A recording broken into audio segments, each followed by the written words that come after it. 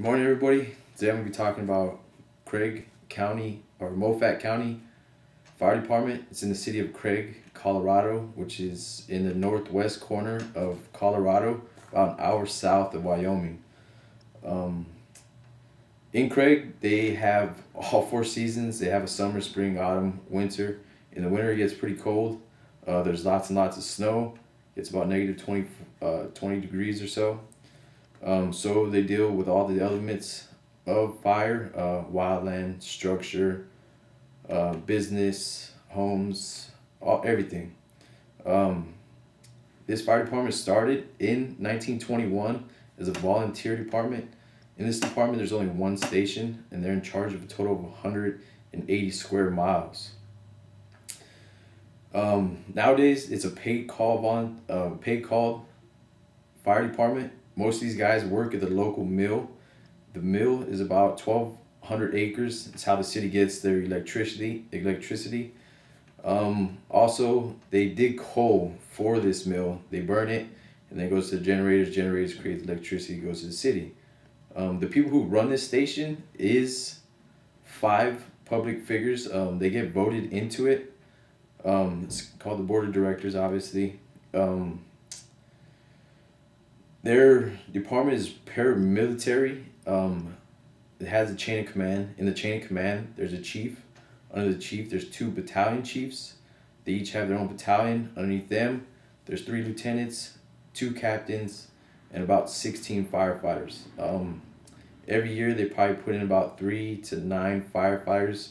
They put them through their own academy and then set them into their station, and it obviously paid call. Most of them work at the local mill. These firefighters have to get certified in the Firefighter 1, also in hazmat operation level certs. The reason for that is there's a lot of natural gas in Craig, Colorado. It's how they get their gas to their homes. Also with the mill being there, and all the chemicals they use to either dig for coal or use for the mill. And there's a lot of transportation going through that city because of its location. So if there's an overturned vehicle or anything like that, they obviously have to go and rescue it. In the year, they do about 300 calls, and it starts off from structure, vehicle, wildland. Their technical rescues are confined space, high and low angle rescues, swift water, trench vehicle extraction, obviously hazmat, and medical. Their hazmat team is a total of 10 firefighters and a chief.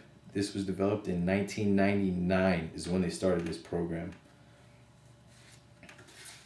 I'm going to start telling you about their vehicles. They have 1 command vehicle, which is for the chief, who's always at the station. That's his full-time job. He's the only one that does that. It's just a Suburban. That's how he gets around. They have 2 tenders. Both of the tenders carry 3,500 gallons of water. These are used for their wildland. Obviously, some of the houses too, because of the rural area, are on huge properties or off in the woods or down long streets and don't have neighbors for miles. So these tenders go with the trucks to supply water. They have 1 utility truck which carries 350 gallons of water and utilities for wildland firefighting, such as chainsaws, rakes, any tools that we need, shovels for this for the wildland. They have 2 hazmat trucks. One's a response truck, which the chief usually takes, and he'll go into the city and he'll determine whether they need to bring the other hazmat truck, which is the CBRN truck, which stands for chemical, biological, radiological, and nuclear, which that carries all the guys. If they don't need that, they ride in on one of their engines. They have a total of 5 engines. Their engine number 1 is a Class A structure engine. It has 4x4, and it also has a compressed air system, or compressed air foam system, known as CAFS. What that is just water with AFFF. The compressed air goes into the tank to mix the AFFF in the water, and then it obviously comes out the nozzle. The number 2 engine is an interface engine. That's a 4x4 as well. Obviously, the 4x4s are used to get in the rough terrain that they have out there. That carries 1,000 gallons per minute pump and 600 gallons of water. The number 3 engine is exactly the same as the second engine. The number 4 engine is a Class A structure engine that has 1,500 gallon per minute pump and a 1,000 gallon tank. The number 5 engine is a wildland engine. That's 4x4 as well. It's 1,500 gallons per minute and it has a 100 gallon tank. Now, their biggest engine, or not even engine, it's a quint of all, is a 2009 Rosenbauer T-Rex Aerial. This is their most prized possession. It's great for what they have. This thing costs $926,000.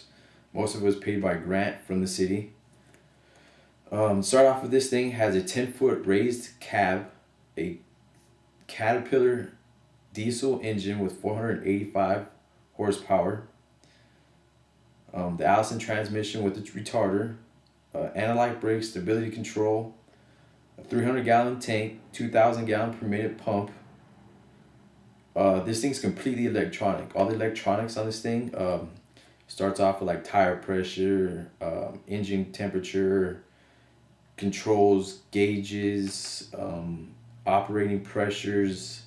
If anything gets too hot or too cold or out of parameters, it electronically logs onto a computer and sends it to the makers in Germany. The makers in Germany will determine the problem and send the information back to the fire department. So when they get back to base, they could log on and find out what's wrong with it.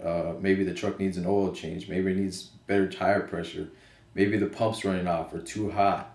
So what they can do is determine what kind of maintenance they need for this truck. Also, the computer in the truck, or the GPS, it automatically, for every trip they go on or take the truck, it automatically logs that destination. So the next time when they get inside the truck, all they got to type in is where they're going, and it automatically brings up a route to get there.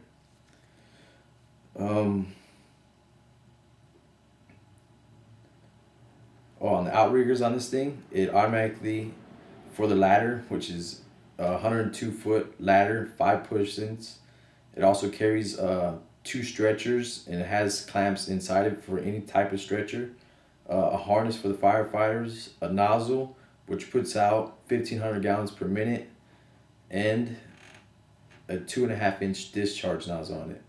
Also, this thing goes 102 feet vertical, 95 feet horizontal, and a 15-foot decline, perfect for trenches, swift water rescues, anything of that nature. Like I said, all the pressures, all the angles, everything's logged, and that will tell the people whether or not it's in parameters. The platform also holds 1,250 pounds. Has harness in there, so the firefighters can harness themselves in and do ventilation per se. Also with this thing, it has controls in the basket, it's in the platform itself, so that the firefighters can control it from the basket with a joystick, or they can sit down below on the platform with no firefighters in the platform, and they can control it and send it up to, say, pull out a firefighter from any level.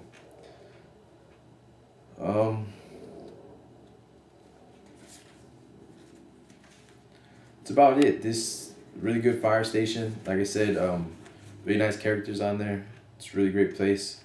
Oh yeah, and another thing about the truck is that it has LED lighting, and it's for the outside of the truck. So once they pull up to the scene, they can use their lighting, and they can light up the scene if there's no lights. Say they're out going to a structure fire, say 3 stories, and there's no street lights or anything like that.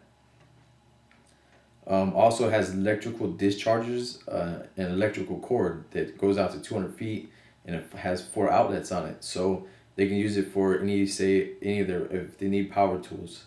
They have 200 feet cable, and then they got 4 outlets for it. This thing also carries a platform air breathing station, so when they're up on the platform, if they need oxygen, they can just hook up an oxygen mask straight to the platform itself, and it has tanks on there. so that they can get people on oxygen as soon as possible. Also, it carries 35-foot, 25-foot, and 14-foot ladders. It carries two 16-foot ladders, one 10-foot folding ladder, two 6-foot, two 8-foot, and two 10-foot pike poles. So this is a fully loaded truck. It's the most prized possession, and it's great. It's great for what they do. All right, thanks.